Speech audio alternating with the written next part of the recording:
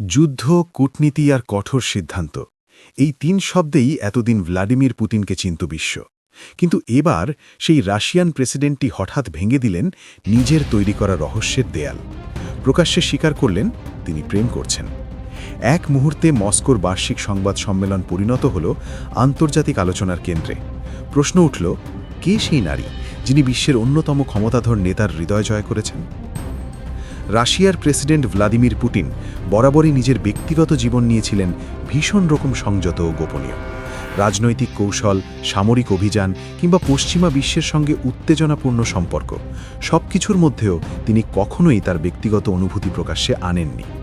রাষ্ট্রীয় গণমাধ্যমের এক সাংবাদিক পুতিনকে প্রশ্ন করেন, তিনি কি প্রথম দেখায় প্রেমে বিশ্বাস করেন? হালকা হাসি দিয়ে পুতিন ইতিবাচক উত্তর দেন। এরপরই আসে আরও সরাসরি প্রশ্ন, আপনি নিজে কি এখন প্রেম করছেন?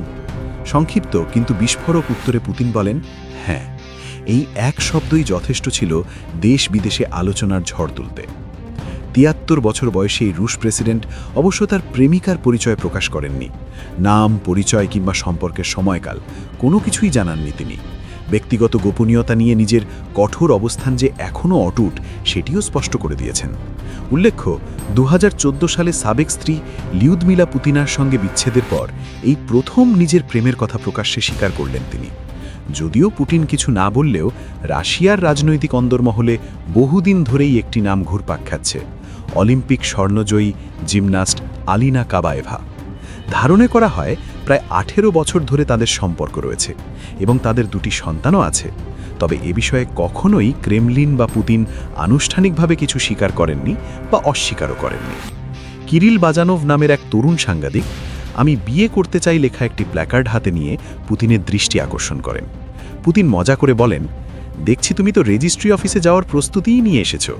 সুযোগ পেয়ে সরাসরি সম্প্রচারিত অনুষ্ঠানে কিরিল তার প্রেমিকা ওলেচকাকে বিয়ের প্রস্তাব দেন। কিছুক্ষণ পর জানা যায় প্রেমিকা প্রস্তাবে সম্মতি দিয়েছেন। এই খবরে পুতিনকেও দেখা যায় হাস্যোজ্জ্বল প্রতিক্রিয়া জানাতে। বিশ্লেষকদের মতে ইউক্রেন যুদ্ধ, পশ্চিমা নিষেধাজ্ঞা এবং আন্তর্জাতিক চাপের মাঝে নিজের প্রেমের কথা স্বীকার করে পুতিন হয়তো নিজের কঠোর ইমেজে সামান্য মানবিক ছোঁয়া যোগ করতে চেয়েছেন। তবে একই সঙ্গে তিনি বুঝিয়ে দিয়েছেন, রাষ্ট্রপ্রধান হলেও ব্যক্তিগত জীবন তার নিজের, সেখানে হস্তক্ষেপ তিনি একেবারেই পছন্দ করেন না। প্রেমিকার পরিচয় হয়তো অজানাই রইল, কিন্তু এই স্বীকারোক্তি নিশ্চিতভাবেই পুতিনকে নতুন করে আলোচনায় নিয়ে এসেছে, একজন কঠোর শাসক নয়, একজন মানুষ হিসেবেও।